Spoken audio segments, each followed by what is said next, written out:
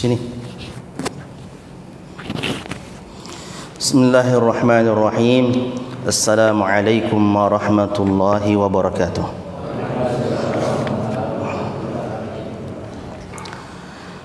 Innal hamdalillah nahmaduhu wa nasta'inuhu wa nastaghfiruh wa na'udzu billahi min shururi anfusina wa sayyiati a'malina. من يهده الله فلا مضل له ومن يضلل فلا هادي له أشهد أن لا إله إلا الله وحده لا شريك له وأشهد أن محمدا عبده ورسوله والصلاة والسلام على محمد وعلى آله وأصحابه ومن تبعهم بإحسان إلى يوم الدين اللهم فقهنا في الدين وعلمنا تأويلا سبحانك لا علم لنا إلا ما علمتنا إنك أنت العليم الحكيم وجعله حجة لنا لا حجة علينا. Para asatiz, ikhwas sekalian yang dirahmati Allah Subhanahu wa taala, tiada hentinya kita memuji kepada Allah Subhanahu wa taala yang mana pada kesempatan maghrib yang berbahagia ini Allah Subhanahu wa taala memberikan taufik kepada kita setelah salat berjamaah, kemudian berzikir kepada Allah Subhanahu wa taala, kemudian salat sunnah 2 rakaat setelahnya. Setelah itu kita duduk sampai Isya 30 sampai 40 menit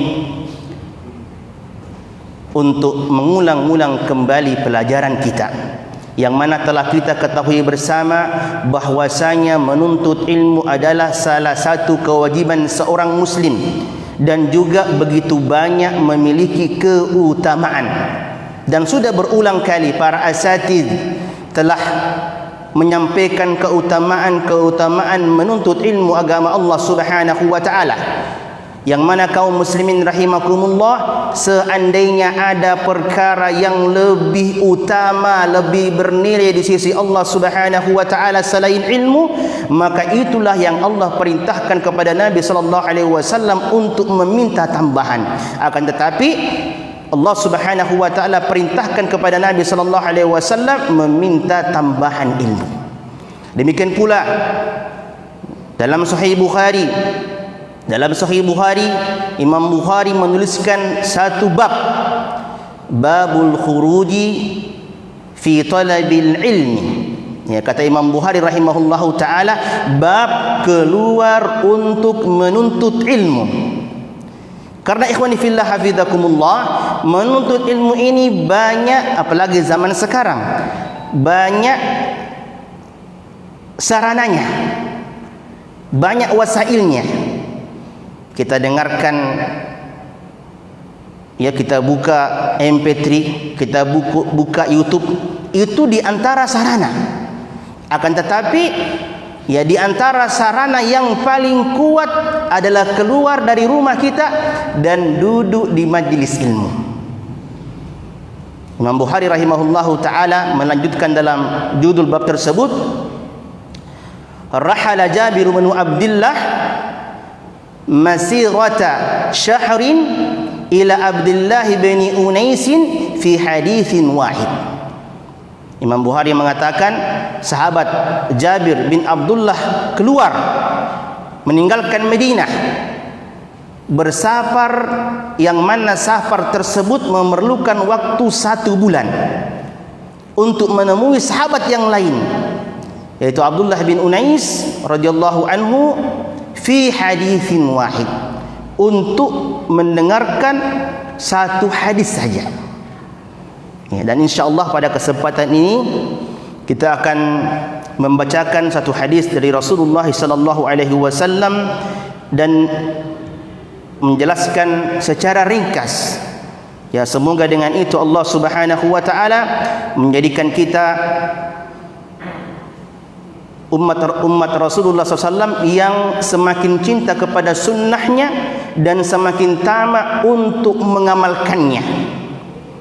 Syekh Muhammad Shalih Al-Utsaimin rahimahullahu taala sangat tidak suka kalau ada orang bertanya apakah ini sunnah atau tidak, karena zuhud kepada sunnah. Ya, dia bertanya hukumnya apakah ini wajib atau sunnah, karena zuhud, tidak mau mengamalkan sunnah. Naam. Kita bacakan saja hadisnya. Wa ana Abi Hurairah radhiyallahu anhu. Dari sahabat Nabi Abu Hurairah radhiyallahu anhu, sudah sering kita dengarkan asatidz di sini menyampaikan nama beliau ada beberapa, tapi yang dikuatkan oleh para ulama hadis, nama beliau adalah Abdurrahman bin Sakhrin Al-Azdi. Ya. Kemudian sebabnya beliau digelari Abu Hurairah karena di saat beliau menjadi penggembala kambing, penggembala domba, beliau menemukan kucing kecil, beliau piara. Dan beliau ini Islam dengan sebab Tufail ibnu Amr Al-Asadi Ad-Dawsi. Naam. Dan Abu Hurairah radhiyallahu anhu menemani Nabi sallallahu alaihi wasallam kurang lebih 3 tahun. Kurang lebih 3 tahun, akan tetapi beliau sahabat yang paling banyak meriwayatkan hadis dari Nabi sallallahu alaihi wasallam. Ada sahabat lain, satu orang, Abdullah bin Amr bin As radhiyallahu anhuma, yang kata Abu Hurairah radhiyallahu anhu, dia lebih banyak meriwayatkan hadis daripada aku, bahkan dicatat. Akan tetapi sebagaimana kita ketahui bersama, Abdullah bin Amr bin As ini lebih fokus. Allah Subhanahu wa taala lebih tambatkan hatinya untuk banyak-banyak beribadah, dan kita sudah dengarkan kisahnya pada bulan Ramadan yang lalu. Dan Abu Hurairah radhiyallahu anhu di antara sebab-sebabnya beliau banyak meriwayatkan hadis, karena ini juga menjadi salah satu talbis syubhat dari orang-orang Rafidhah, ya orang-orang Rafidhah yang berusaha menolak hadis Abu Hurairah. Kenapa katanya Abu Hurairah ini 3 tahun saja menemani Nabi, akan tetapi paling banyak meriwayatkan hadis? Kemana sahabat-sahabat Nabi yang lain? Itu ada beberapa sebab. Di antara yang kami ingat, doanya Nabi sallallahu alaihi wasallam. Ada 2 riwayat dari doa Nabi sallallahu alaihi wasallam. Satunya Nabi doakan sahabat yang menghamparkan ridanya, ya selendangnya, didoakan oleh Nabi sallallahu alaihi wasallam untuk bisa menghafalkan hadisnya. Maka Abu Hurairah yang menghamparkan ridanya, dan beliau kembali, ya nani pi malau arona, ya diambil kembali setelah didoakan oleh Nabi sallallahu alaihi wasallam. Kemudian dalam riwayat lain pernah ada 2 sahabat, kemudian juga ada Abu Hurairah, sementara di Masjid Nabawi berzikir berdoa kepada Allah, Nabi sallallahu alaihi wasallam masuk, kemudian ketiganya mendekati Nabi sallallahu alaihi wasallam. Kemudian Nabi sallallahu alaihi wasallam mengatakan kepada mereka, tetaplah dalam keadaan kalian berzikir dan berdoa. Bahkan Nabi kemudian mengaminkan doa 2 orang sahabat tadi. Kemudian Abu Hurairah berdoa juga, ya Allah, saya meminta apa yang diminta oleh kedua sahabatku ini. Maka Nabi katakan, amin, semoga Allah kabulkan. Dan aku juga meminta, ya Allah, Allahumma inni as'aluka ilman la yunsa. Ya Allah, saya minta kepadamu ilmu yang tidak dilupa. Kata Nabi, amin.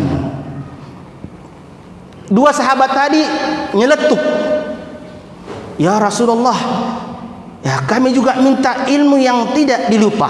Apa kata Nabi sallallahu alaihi wasallam? Sabaqakuma Abu Hurairah, kalian telah didahului oleh Abu Hurairah. Kemudian juga ikhwati fillah hafizakumullah, di antara bukti, ya di antara bukti Allah Subhanahu wa taala mengabulkan doanya Abu Hurairah, pernah suatu saat ya dipanggil oleh Marwan bin Hakam. Marwan bin Hakam salah seorang penguasa Islam untuk menyampaikan hadis-hadis yang pernah beliau dengarkan dari Nabi sallallahu alaihi wasallam. Kemudian ada notulen, ada yang tulis, ya, ada yang tulis semua hadis yang disampaikan oleh Abu Hurairah radhiyallahu anhu. Kemudian tahun berikutnya dipanggil lagi. Kata Marwan bin Hakam rahimahullah, ya Abu Hurairah, coba ulangi kembali hadis yang pernah kamu bacakan di sini tahun lalu. Maka dibaca oleh Abu Hurairah hadis yang tahun lalu, disebutkan kembali Abu Hurairah radhiyallahu anhu. Maka dicek oleh sang penulis tadi, tidak ada satu huruf pun yang salah, yang keliru. Abu Hurairah radhiyallahu anhu. Kemudian juga Abu Hurairah radhiyallahu anhu, beliau tidak kerja waktu di Madinah. Ya, sebelumnya beliau hidup bersama suku Daus. Kemudian hijrah ke Madinah.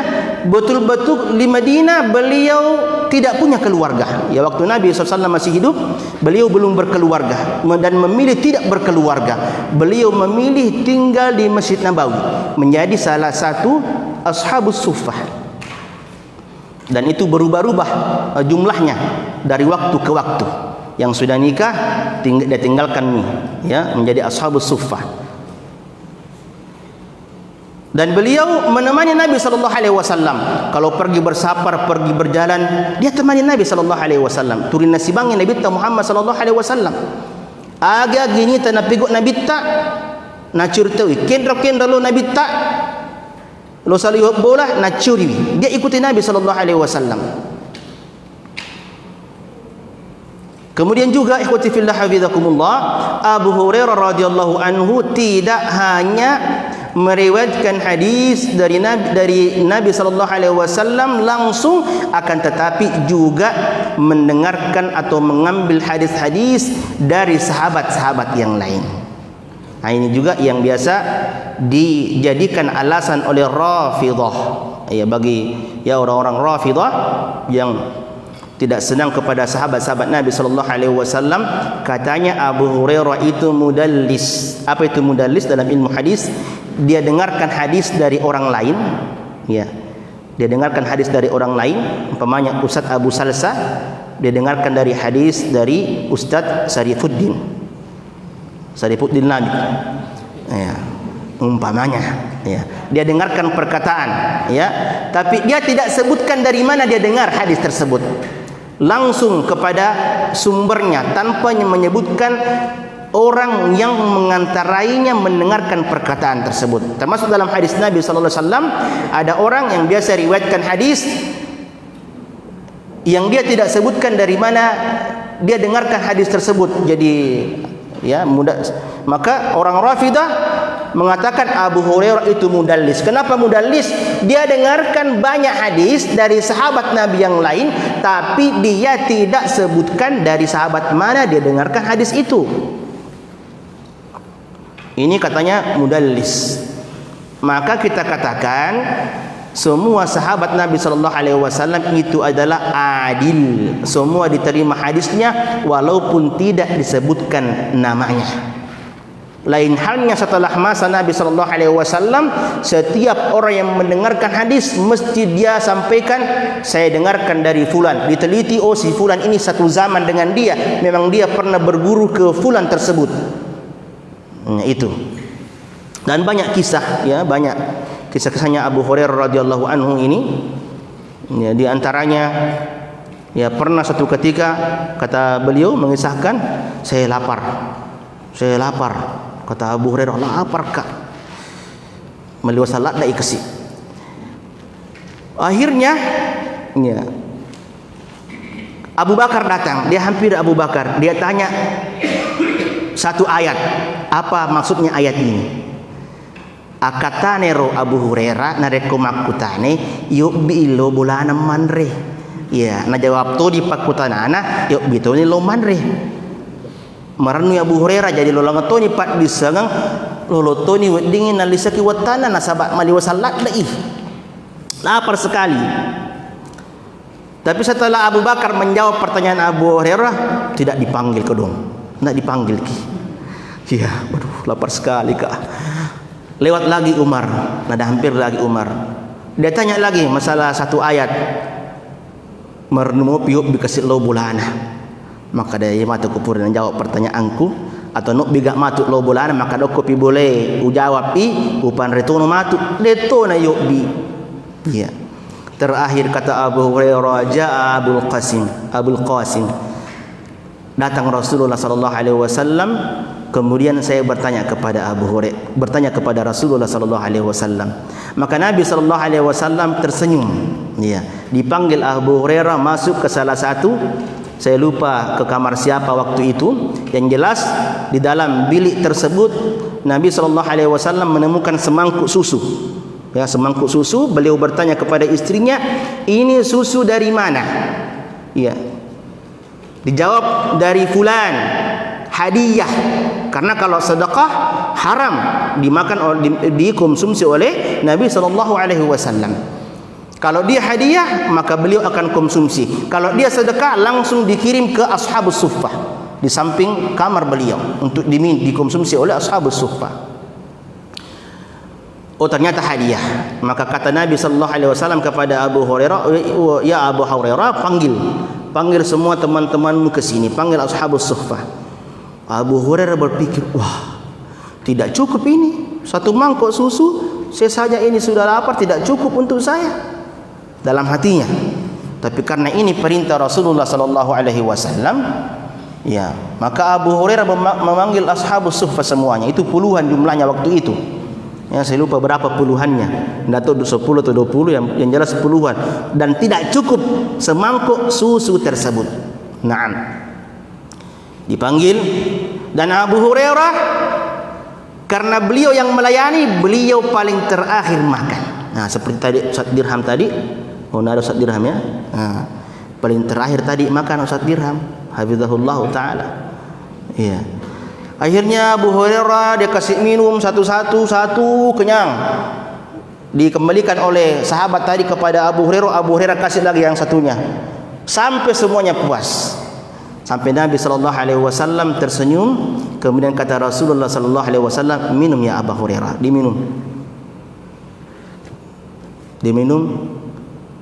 Minum lagi. Ya, saya lupa apakah 2 kali 3 kali Nabi sallallahu alaihi wasallam sampaikan kepada Abu Hurairah, "Terakhir ya Rasulullah, sudah full, tidak ada tempatnya di dalam." Iya, sudah tidak ada tempatnya. Kemudian Nabi sallallahu alaihi wasallam meminum susu tersebut. Dan Abu Hurairah radhiyallahu anhu pernah diangkat pada zaman Umar bin Khattab radhiyallahu anhu menjadi gubernur. Ya, gubernur di Bahrain, ya, di Bahrain. Kemudian berhenti, ditunjuk kedua kalinya tidak mau lagi jadi gubernur. Kalau kita tidak apa-apa ya, opok 2 kali, ya bagus lagi. Ya, karena memang dulu pada zaman sahabat Nabi, terutama Khulafaur Rasyidin, itu bukan kebanyakan, semua pejabat itu miskin. Walaupun dia orang kaya, punya berhektar-hektar kebun kurma, tapi semua hasilnya itu yang masuk ke rumahnya yang cukup untuk dia makan dengan istrinya saja. Nah, kalau sekarang ya, jangan cerita sekarang ya, semenemuh. Iya, naam.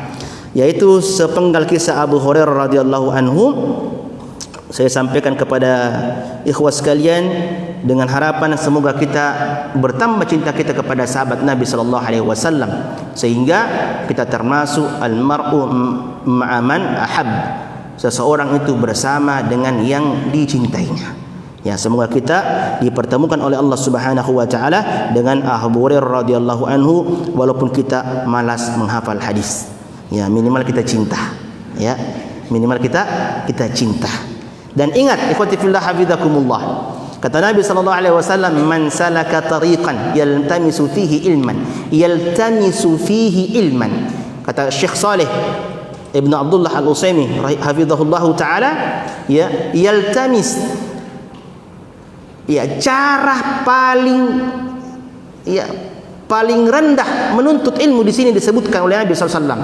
Cuma datang, duduk, mendengarkan. Tapi apa janji Allah Subhanahu wa taala? Sahalallahu bihi tariqan ilal jannah. Ya, datang di majelis ilmu, duduk dengarkan, tidak mencatat, tidak menghafal, sudah dijanji surga. Bagaimana yang catat terus dihafalkan juga, diamalkan dan disampaikan, lebih mungkin seperti kilat nanti dia masuk surga. Naam. Radhiyallahu anhu berkata qala Rasulullah sallallahu alaihi wasallam, telah berkata Rasulullah sallallahu alaihi wasallam. Insyaallah antum semua sudah hafal ini ya. Tapi tidak apa-apa kita ulangi. Man naffasa an muslimin kurbatan min kurabid dunya. Barang siapa yang melepaskan, yang melapangkan satu kesempitan, kesulitan dari seorang muslim, dari kesulitan-kesulitan dunia. Di sini kurbah kata ulama di sini Syekh Al-Bassam rahimahullahu taala, kesulitan yang sangat sampai menimbulkan kegelisahan, sampai menimbulkan kegundah gulanahan, kecemasan. Ini namanya kurbah. Di negara susah, pokoknya masuk salat, ya, susah. Sampai di sini beliau sebutkan sampai istilahnya masuk semak nyawa kasih orang susah nah. Iya, saking susahnya. Nah, di sini keutamaannya. Barang siapa yang melepaskan kesulitan, yang melapangkan kesulitan seorang muslim dari kesulitan-kesulitan dunia, ya, kesulitan-kesulitan dunia. Ya, seperti zaman sekarang ya, ini banyak sekali orang sekarang susah. Walaupun alhamdulillah ya banyak juga di antara orang yang susah tersebut tidak meminta. Ya, dia minta kepada Allah. Tapi ada juga yang tidak tahan, akhirnya minta kepada manusia.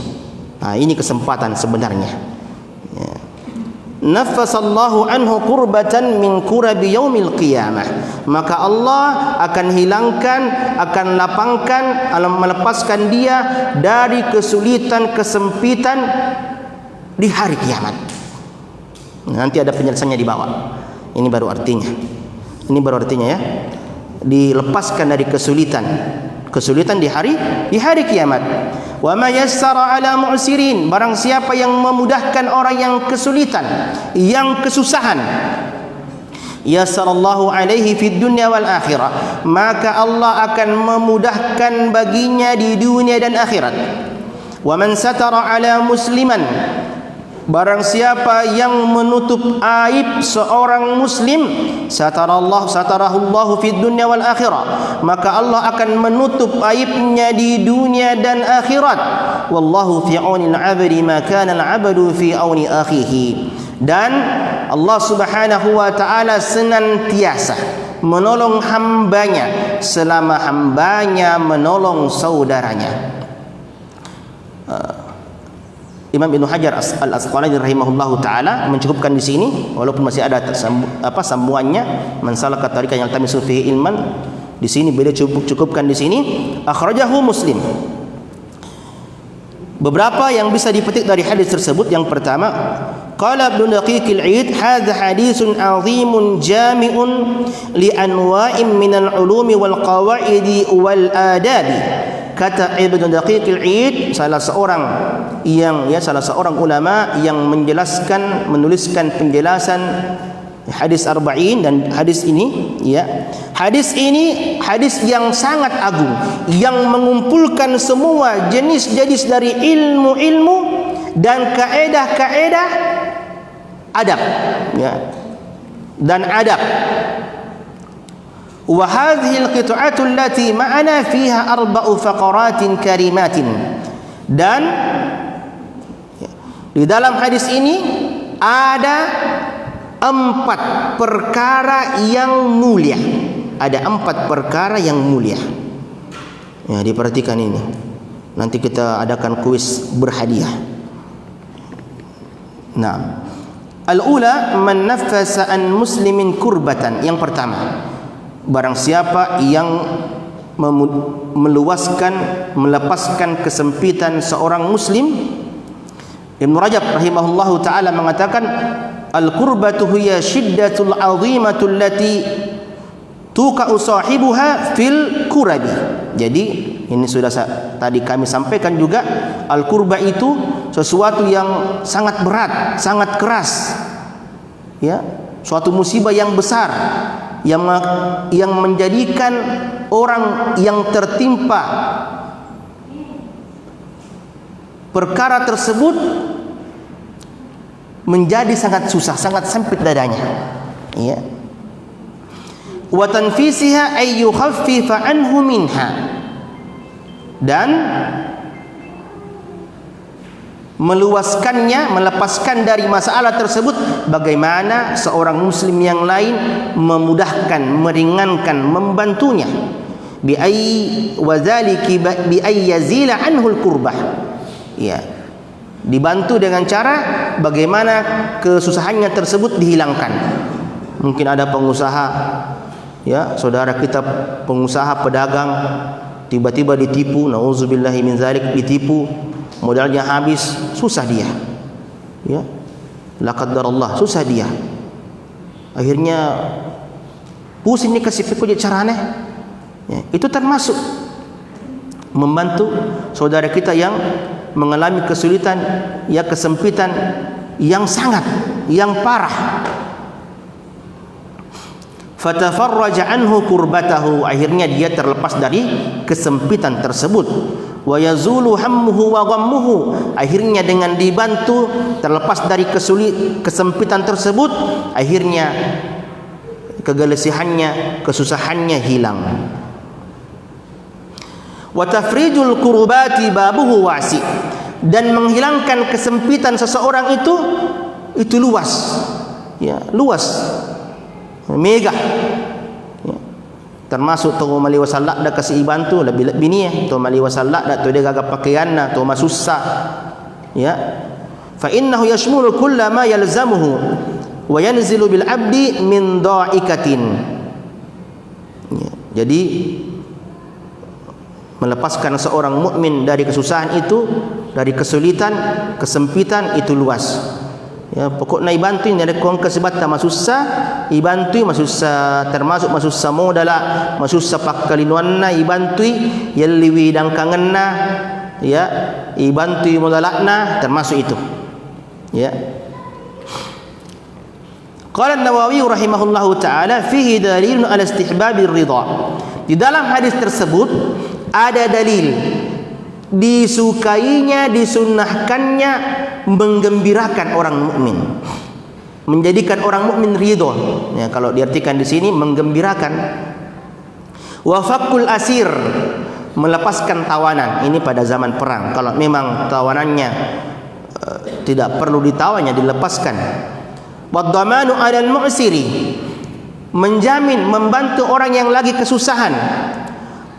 Walaysa fil hadisi jazaa'ul hasanati hasanatun fil akhirati wahida wa innama kurbatal akhirah tashtamilu ala ahwalin su'batin. Imam Nawawi rahimahullahu taala menyampaikan dalam hadis ini tidak menunjukkan, ya, seorang mukmin di saat dia melepaskan, meluaskan kesempitan seorang saudaranya dari kesempitan dunia, Allah Subhanahu wa taala tidak hanya melepaskan dia dari satu kesempitan di akhirat saja. Ya, tidak, kata beliau rahimahullahu taala. Dan sesungguhnya kesusahan di akhirat meliputi segala sesuatu yang susah. Ya, akad maksudnya di sini, ya, kalau kita mulai meninggalkan dunia, sudah mau masuk ke akhirat, meninggal dunia, nanti beliau sebutkan juga, sudah mulai di situ, ya, dimudahkan seseorang yang pernah melapangkan seorang kesempitan, ya, kesempitan seorang mukmin, mulai di saat dia mau meninggalkan dunia ini dimudahkan oleh Allah Subhanahu wa taala. Mulai dari situ. Wa mukhawifin jamma, Allah Subhanahu wa taala melepaskan dia dari ketakutan yang sangat di hari kiamat. Kita sudah sering dengarkan pembahasannya. Wa tilkal ahwalu tazidu 'alal usrati, dan kengerian hari kiamat itu bertambah bagi orang yang susah, yang memang disusahkan oleh Allah Subhanahu wa taala. Kama anna al-haditha wa'dun bi ay yukhtima lil munaffisi bi khairin bi ay yamuta 'ala al-islam. Ini maksud saya tadi.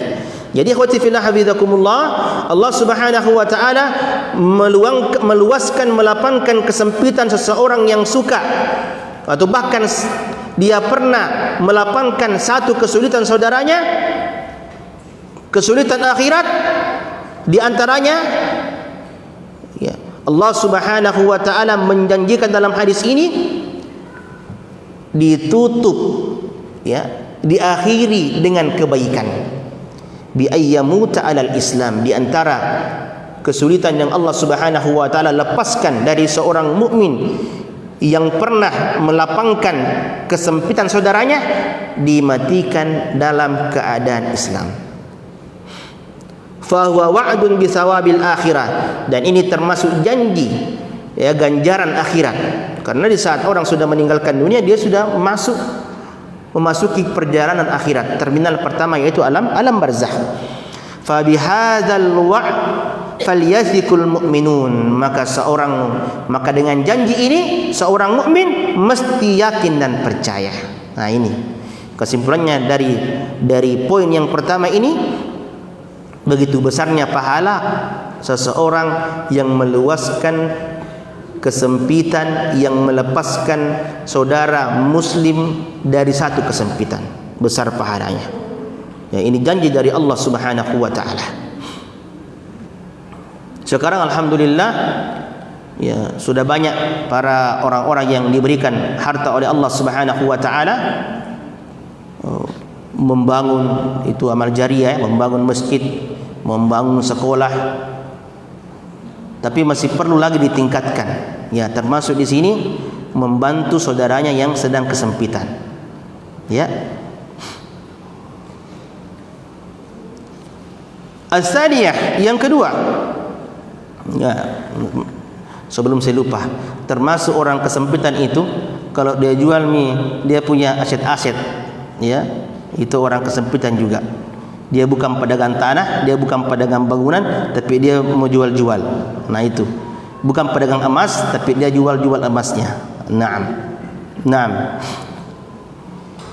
Ya, jangan sampai di sini ada orang yang banyak uangnya, bisa beli tas, bisa beli baju yang harganya 3 juta, 2 tas 20 juta, 30 juta, tapi ada saudaranya meminta dengan sangat dibantu, dia jual emasnya 20 juta, 25 juta, tapi dia tidak bantu saudaranya.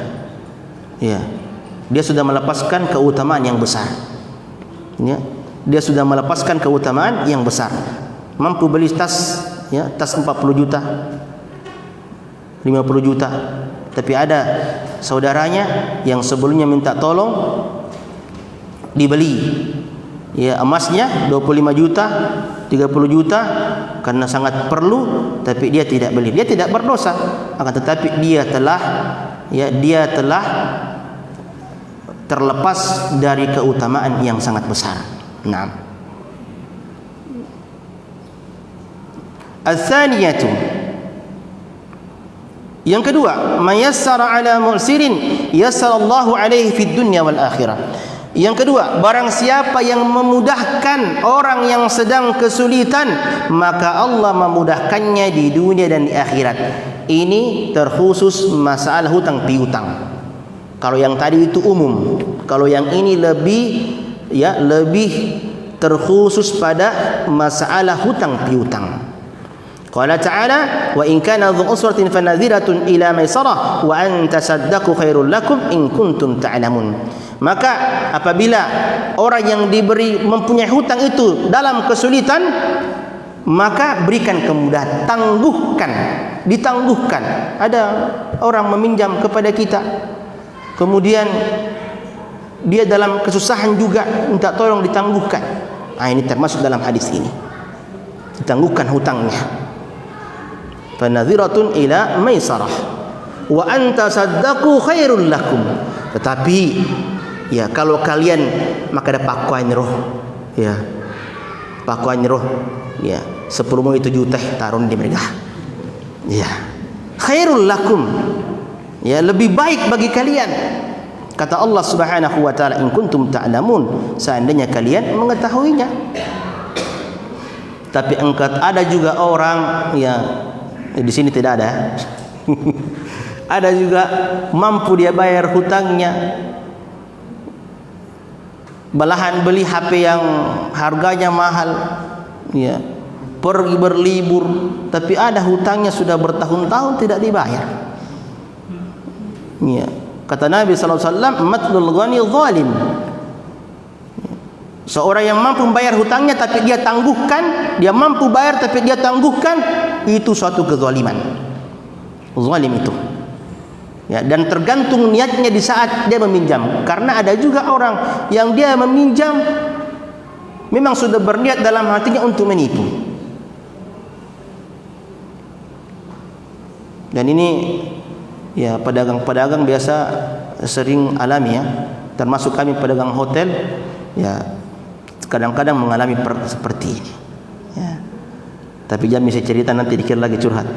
Nah, pengalaman saja ya. Jadi ada orang seperti itu. Tapi ikhwati fillah hafizakumullah, yakinlah bahwasanya apabila ada orang yang berhutang kepada kita, kita berikan dia kemudahan di saat dia memang tidak mampu, ataupun kalau dia berbohong, itu urusan dia dengan Allah Subhanahu wa taala, maka kita tetap mendapatkan pahala dari Allah Subhanahu wa taala yang besar.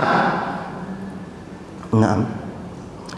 Fa indharul gharimi fi ad-dain aw ibra'uhu sababun qawiyyun wa wa'dun min Allah ta'ala ay yuyassira Allah umurahu fid dunya wal akhirah.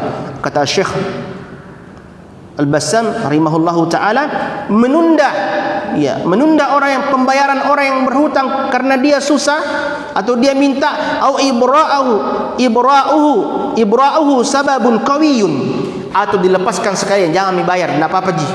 Banyak ji tanaku. Iya. Mega mau galuku 100 hektar cicang mengala tahu 100 hektar berapa itu? Bisa dapat berapa itu? 1 miliar. 1 miliar jangan dibayar. Ya, insyaallah besok panen lagi. Ya. 100 juta jadi lagi biarnya. Ya.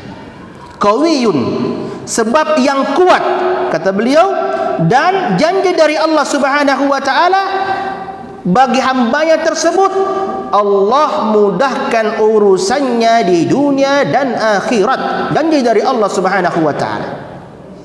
Janji dari Allah Subhanahu wa taala. Dan Allah Subhanahu wa taala tidak pernah menyelisihi janjinya. Ya, tidak pernah menyelisihi janji. Allah Subhanahu wa taala tidak pernah menyelisihi janjinya. Qala Ibnu Rajab, at-taysiru 'ala al-mu'siri yakunu bi ahadi amrayn. Ibnu Rajab rahimahullahu taala menyampaikan, memudahkan orang yang kesusahan, yang sedang berhutang tapi dia susah untuk lunasi hutangnya saat jatuh tempo, dua perkaranya. Imma indharuhu wa dzalika wajibun. Dengar ini. Imma indharuhu wa dzalika wajibun. Yang pertama kata Ibnu Rajab rahimahullahu taala, ditangguhkan. Dan ini wajib. Ini wajib. Kalau ada orang berhutang kepada kita, kemudian dia memang betul-betul susah, atau dia mengaku susah di depan kita, ya dia susah, wajib ditangguhkan, wajib.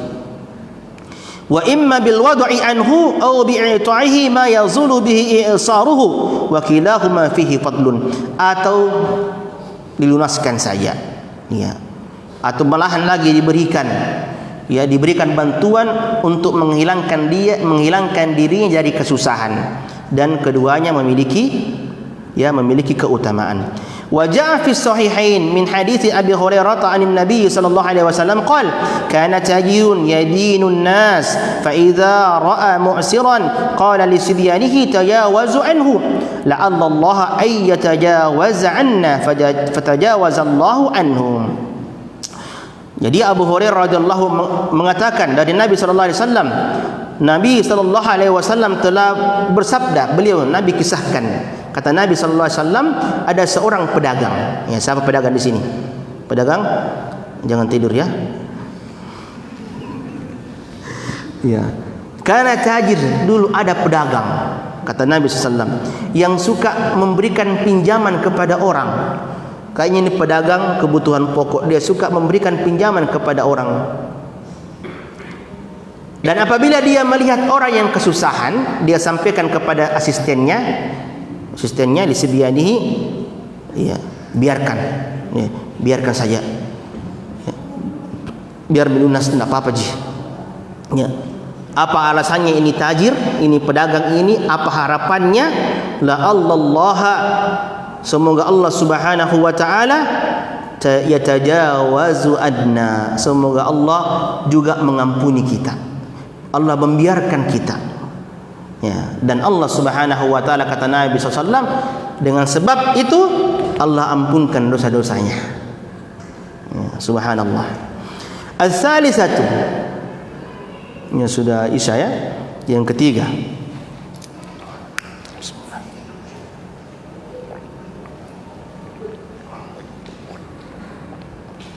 sudah isya, saya ringkas saja, saya tidak usah bacakan Arabnya.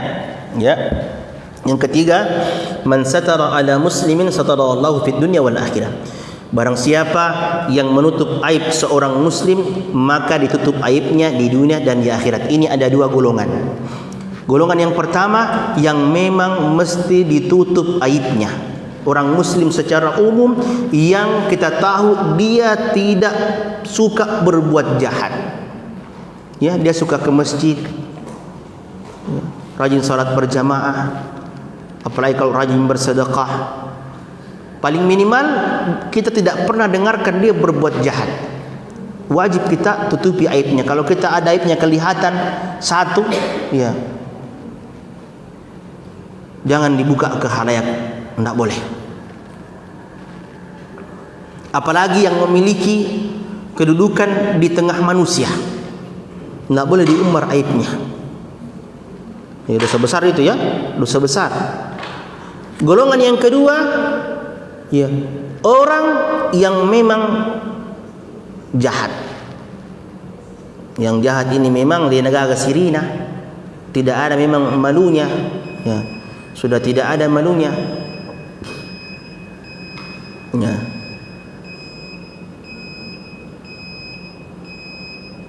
Orang yang suka berbuat jahat tidak, ya, tidak wajib lagi ditutup aibnya.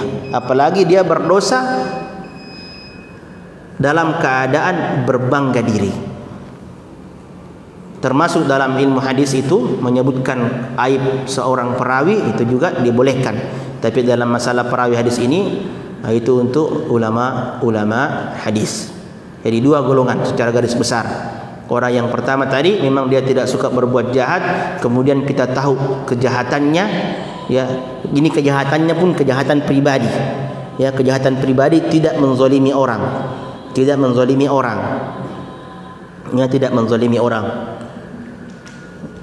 Terkadang mungkin ada ikhwah kita tidak sengaja buka ya, buka video di grup SMA dulu, grup SMP-nya kah, ada di situ mungkin cuplikan lagu, ya, atau perempuan joget, dia tidak sengaja buka, kita lihat, jangan ngomong-ngomong, renange, ya anu, mana ke, ya, jangan, dosa kita, dia tidak sengaja. Kadang juga gambarnya gambar orang tua, tapi suaranya pas dibuka gambar orang tua memang, terus pepohonan, tapi suaranya, ya, suara desahan, ya, tidak boleh. Man satara musliman satarahullahu fid dunya wal akhirah. Kemudian yang terakhir, kata Nabi SAW, wallahu fi aunil 'abdi ma kana al-'abdu fi auni akhihi. Dan Allah Subhanahu wa taala senantiasa menolong hambanya selama hambanya menolong saudaranya. Ya, semoga Allah Subhanahu wa taala menjadikan kita hamba-hamba Allah Subhanahu wa taala yang suka menolong sesama kaum muslimin. Ya, terutama lagi menolong, kalau lingkup terkecil, menolong sesama jemaah Masjid Al-Ikhlas.